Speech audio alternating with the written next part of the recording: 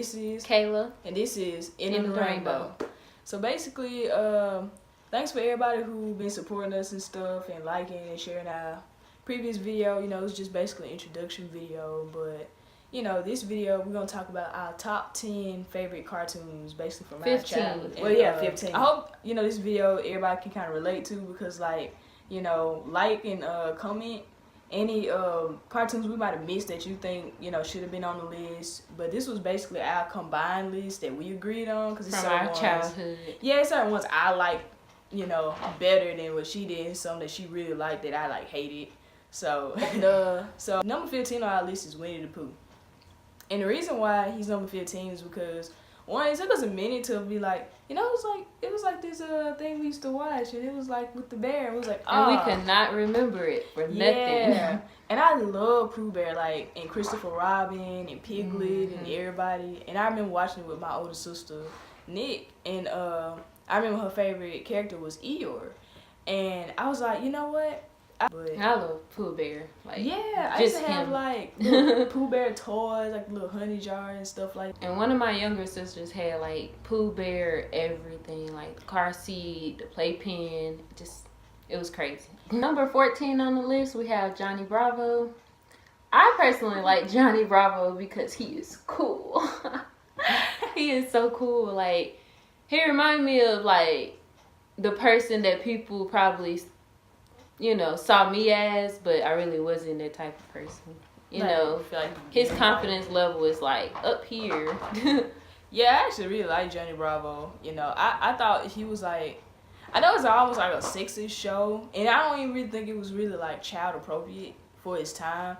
Cause like the whole show is all about him like finding women, trying to date women, trying to get with women. And all this our dog King. This is King. Everybody say hi, King.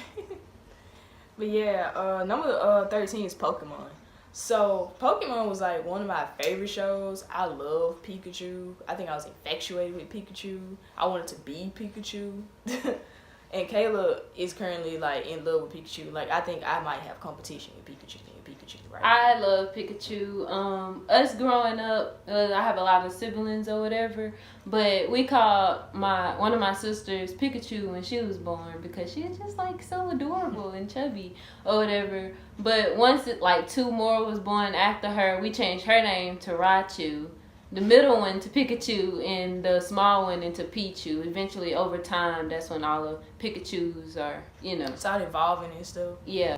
I didn't really like, again, some of the newer reboots. I tried to give it a chance, but I'm like, dang, like Ash, he's like, what, still 10 years old or something? Yeah. And it was the same shirt and stuff. I feel like they were to reboot it and stuff. They should have kind of aged him.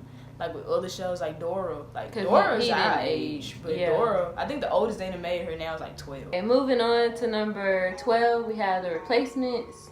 I don't know if anybody really remember that show, because it took us a few minutes to think about it, but I actually really liked this show growing up. I didn't know the name of it, so I was like, oh, I remember that show. Yeah, it was actually really cool, and I thought it was interesting how the kids, like, they could try to, I think it teaches a really valuable lesson, because, like, things can go wrong in your life, and you can be like, oh, let me call a replacement, right? But at the same time, I think it showed kids how to value what was going on in their life, like certain things. Like, you know, they could replace anything, anybody in their life, like, it, you know, at any given moment. But I felt like, you know, it really taught kids, like, sure, you might have the power to replace things, but, you know, you can't really get over obstacles unless you really just face them for what they are and stuff. All right, moving on to 11, we have the Powerpuff Girls. That was one of my favorites. Like, oh my God, I love Blossom. Like, I just love her to death.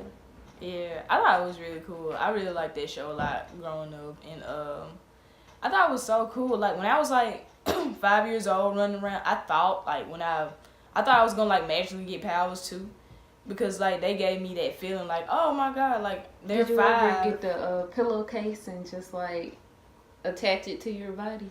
No. I used to do that all the time. No, I didn't. I actually like used to get like, I think like shirts or I used to get like towels and time.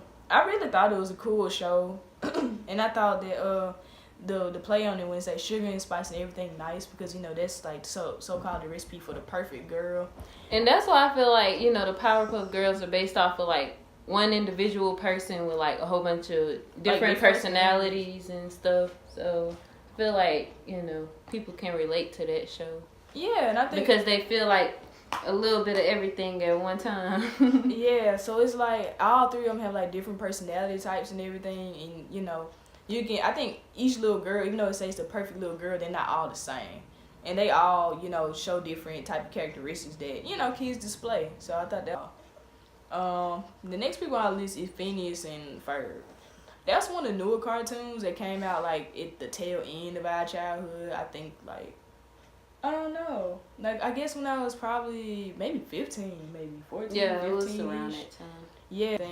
And I liked how it was so many different elements into that show and everything was, like, connected with each other. Alright, so, number 9 is Ed, Edd and Eddy. I really liked this show. It was, like, one of the...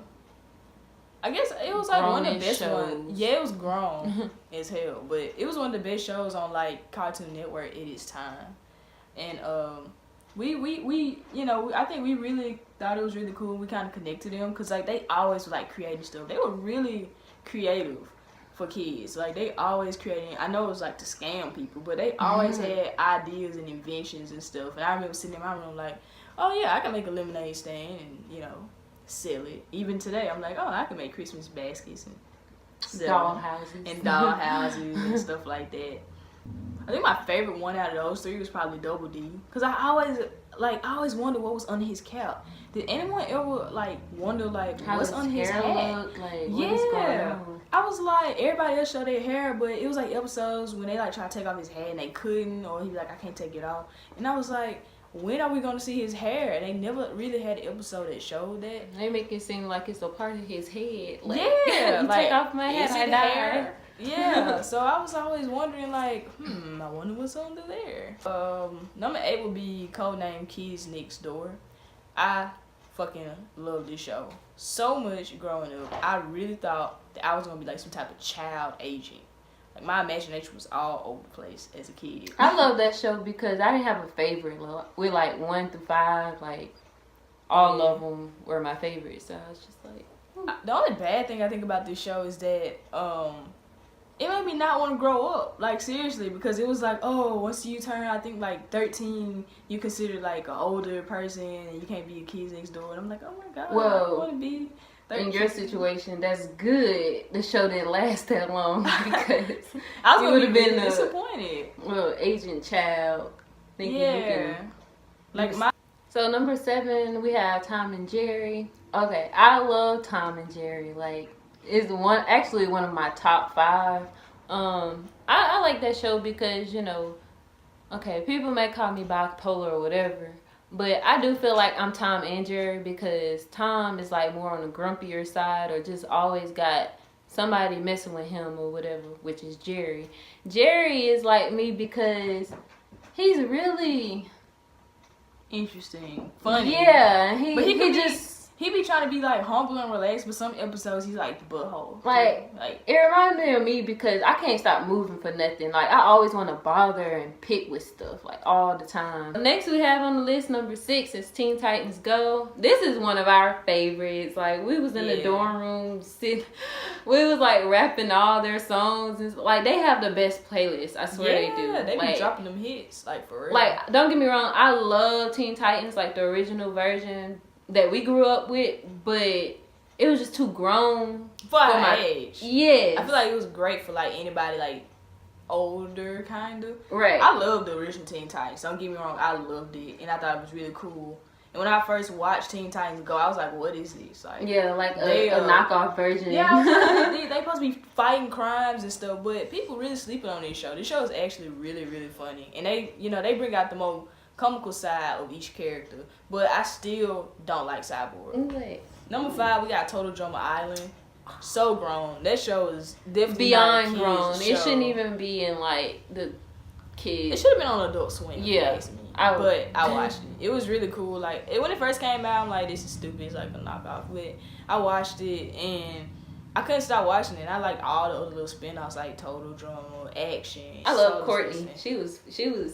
Yeah, I like Heather. I always thought Courtney's personality was really, really dry, but I ended up liking her. And it reminds me of me, Yeah, like when you get older and rewatch these things, you kind of catch things that you didn't see as a... Next we have on our list is Steven Universe.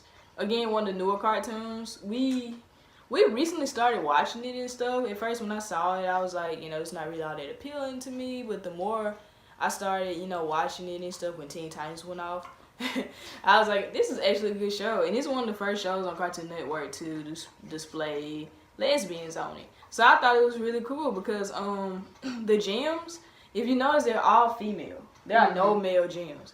And to create other gems, they have to fuse. And I was like, what? And I feel like if I was watching it when I was younger, I'd be like, oh, that's cool. Like, what if I could do that with my best friend? But then, like, they fuse. Like, I'm glad it came out the time it did because now I'm just like, okay, I can relate to, you know, this. Yeah, but I thought it was really cool for them to kind of touch on it. And the creator of the show is I think she's actually bisexual or something like that. She is. So I thought it was cool how she tried to kind of include that, you know. And no one actually got upset about it when they kind of put that into the episode of how things actually. Next on our list is The Proud Family. I love this show so much growing up. I thought it was so cool. I thought that it was very relatable, you know, to like the black community and stuff, and other communities too. You know, some people felt they were stereotyping people, but I didn't think so. I thought it was like a pretty good portrayal. But it was very diverse. Like they had a lot of different, different race races, and I really. Number 2 on our list is Kim Possible.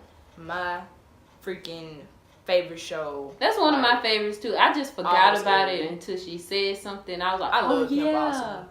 Like, I'm always going on YouTube looking for, like, full episodes and stuff like that. I love Kim Possible. When I was growing up, I thought once I became 15, I was going to, like, save the world. Like, I was really determined to become Kim Possible one day. I wanted to wear her, like, her pants. I wanted to wear her outfit. I wanted to be Kim Possible. Like, I really thought that I was going to be her. And now... Besides the cheerleader part. Yeah, well, at the time, I didn't care. It was Kim Possible. You know? You're right. But, like, the thing was, to me, like, I feel so bad for childhood me, because if she could see who I am now, not to say she'd be disappointed, but she'd be like, oh, you didn't turn out to be Kim Possible. What are you doing with your life?